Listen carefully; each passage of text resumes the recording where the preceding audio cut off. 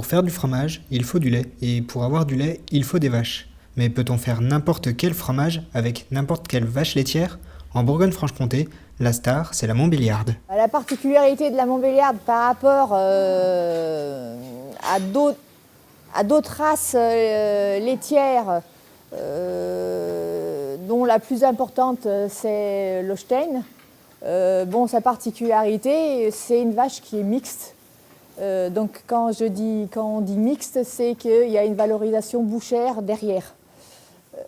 Donc c'est une vache plus charpentée et pouvant être engraissée lorsqu'elle n'est plus en production laitière pour faire une vache à destination viande.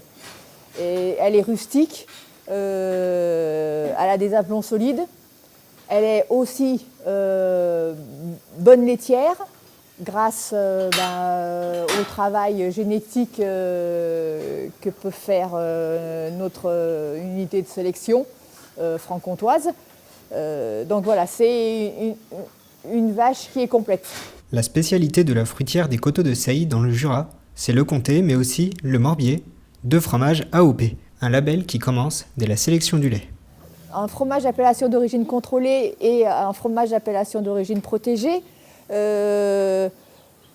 Nous avons un territoire géographique, des terroirs, des savoir-faire humains et une production laitière qui a été faite par des animaux nés sur ce territoire géographique.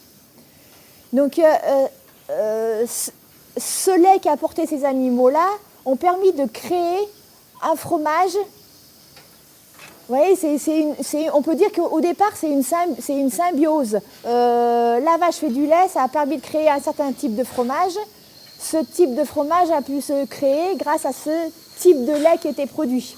Produire du lait dans le cadre de la fabrication d'un fromage d'appellation d'origine protégée est ainsi valorisant financièrement. À l'heure actuelle, avec tout ce qui se passe sur la production de lait standardisé française et européenne, c'est vrai que notre filière, qui, vue de l'extérieur, est forcément une filière protectionniste par son cahier des charges et puis sa région de production.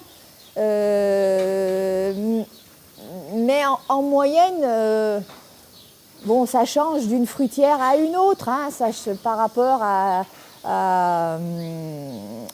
aux investissements qu'elle a, par rapport au travail du fromager, par rapport au travail de l'affineur.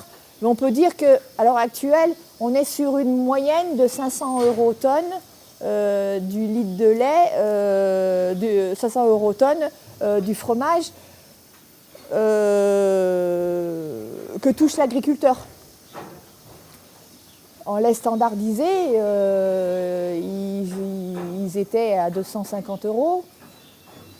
Et puis ça fluctue, c'est des fois moins, c'est des fois un peu plus. On est pratiquement sur du double.